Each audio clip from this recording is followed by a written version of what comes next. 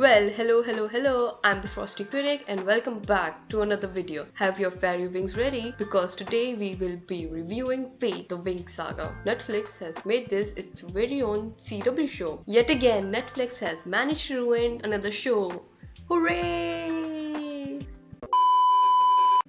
We will get more into that in a second. Thank you for clicking. Make sure you stick around until the end of the video. Give this a thumbs up if you enjoy. Welcome to Alfea, an elite boarding school which is so dead and boring looking for fairies and soldiers known as specialists. It's located in Solaria, which is under the control of Queen Luna. Bloom, the protagonist of the show, isn't like the other kids, being the only student from Earth. Her journey this season sees her struggling to harness her powers while uncovering her secret past. Technically, she was switched at birth and she doesn't know who her real parents are. Her search for answers had led her to Rosalind, one of the most powerful fairy witches who was imprisoned by the headmistress. But Bloom, being dumb, decides to let her free because why not? Am I right? You're so dumb. You are really dumb. For real. I guess we can't really blame her because the other staff haven't really been telling her the truth about her past. They lied about her real parents. Bloom learned from Rosalind that the town was inhabited by blood witches. They were humans who drew from sacrifices and death. These blood witches kidnapped Bloom as a baby from her real fairy parents,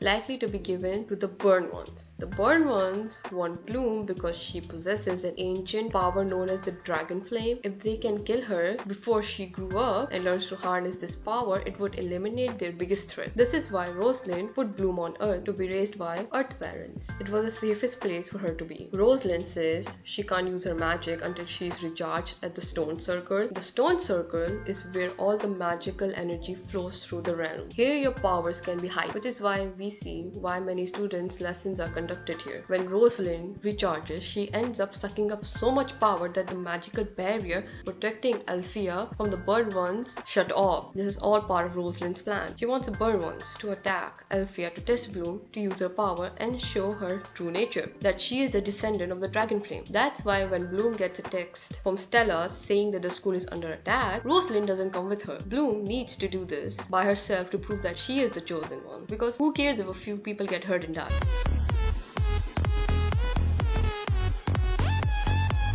Rosalind also did promise when all of this is over, she'll help her find her birth parents, which means that they are still alive, but went into hiding. Riven finds Bellatrix being healed. Beatrix is also a villain of the show, doing everything she can to uncover Dowling's secrets.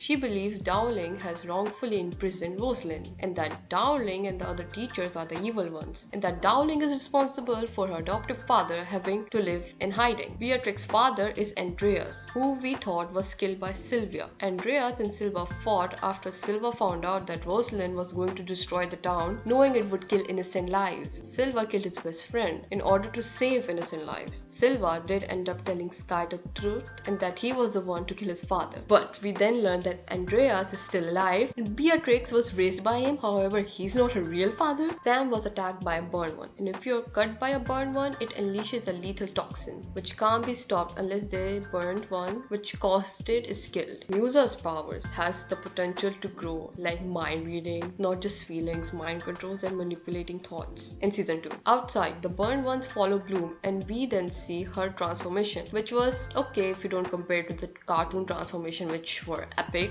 if I may say. Well, at least we got to see the wings. Finally, she defeats the Burned Ones with her flames, but what is this bodies left over from the Burned Ones? They're humans dressed in armor. Rosalind tells Downing that the Burned Ones were once humans from an ancient war. 1,000 years ago, it was an ancient magic that created them. This magic is called the Dragon Flame. It burns inside Bloom. This explains why Bloom always hears whisper every time she's around a Burned One. Rosalind tells Downing that there's a war coming and that Bloom's powers will be needed. Only through Rosalind's teaching can Bloom fully unlock that power. But in order to teach Bloom, Rosalind must get rid of Downing and become the new headmistress. So she pretty much collabs with Queen Luna to get the power. Queen Luna has a major dislike for Downing, so she approved Rosalind becoming the new headmistress. Politics at its finest. The girls arrive back to school after, I guess, what, spring break, and they find out that there has been a few changes, and Rias, Rosalind, and Queen Luna really set up what major conflicts will be for next season. I wouldn't be surprised if Rosalind wants to steal Bloom's powers. Rosalind knows more about the ancient magic than anyone. She was also the one to discover that fairies can combine their powers together to create stronger magic. If you don't compare it or haven't watched the original Wings, it is an alright show. What I did love was how there were also male fairies and female specialists, and not just female fairies and male specialists. I also loved how Tara handled Riven when he mistreated her.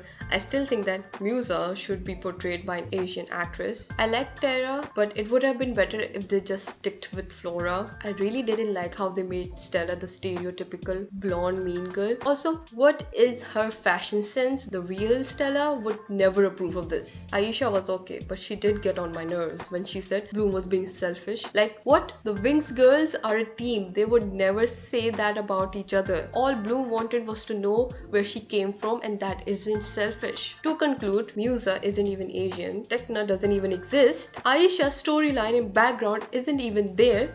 It's just tragic. There was so much potential here. I would love to know what you liked and disliked about the show, and what do you think Netflix can do differently for season 2. So make sure to comment down below, hit the thumbs up button if you enjoyed, subscribe if you're new. Thank you for watching.